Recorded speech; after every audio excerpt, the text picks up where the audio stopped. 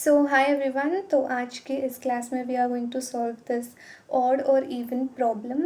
So everybody knows how to solve this problem using our native approach. Like if we have any number and we modulo it by 2, so if we get a 0, that means it's even, and if we do not get a 0, that means it's odd. But we are not going to use this approach today. We have a very simpler yet faster approach of using bits. So to tackle that, we must know how do we represent bits for each of our numbers. Yeah. So this is number 1 and we represent it as 0, 1. 2 we represent 1, 0. I hope we all know how we represent all this in our number system.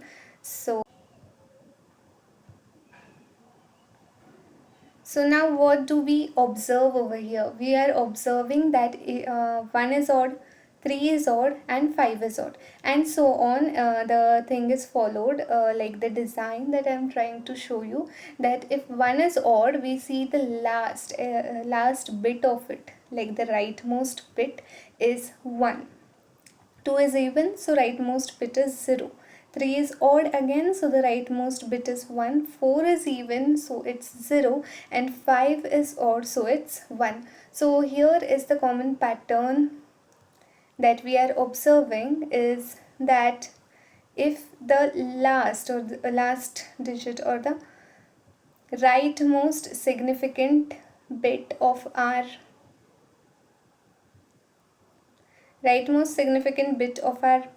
number is 0, that means it is going to be an even number, and if it is odd, 0, or if it is 1, it is going to be an odd number. Okay, what does this mean is, suppose we have 1, that is 0, 1, and हमने इसका AND कर दिया with 1. So what are we going to get? 1 and 1 is always 1, and here there was nothing, so 0 carried on. So here we get our answer to be 1. So 1 is not equals to 0, so this is an odd number. Similarly, if we had any even number,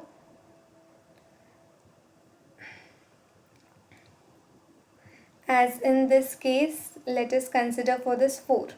So we have 1, 0, 0, and we are going to AND it with 1. Okay, so 1 and 0 is going to be 0, and other all digits.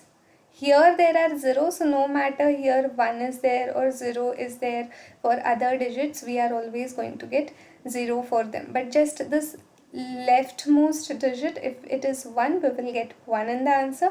If it is 0, we will get 0 in the answer. And this is the way that we will check if our number is odd or even. So let us code it. So we come over here. Now first of all, what is the step 1? Step 1 is AND step with 1, and step 2 is to check if answer is 0. Okay, so how do we do? So we do, let's int answer be equals to whatever this number n we are getting, we are going to do its AND operation with 1. Okay, and here if our answer is double equals to 0, this is what we need to check. If it is 0, we return true, that the number is even, else we return false. Okay, so this is how we do it. Now instead of storing it in some variable, we directly can use this over here and check if this value is equal to 0.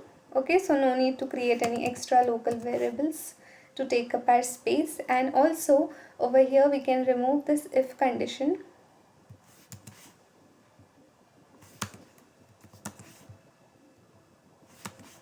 Completely, and we can directly return this.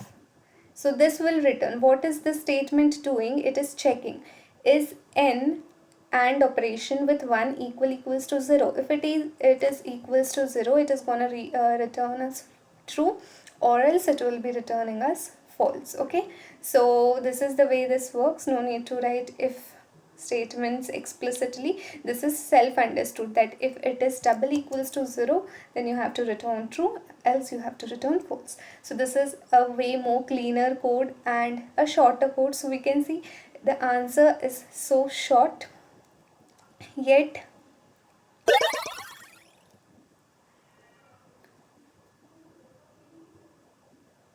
so we have passed this test case. Let us submit this.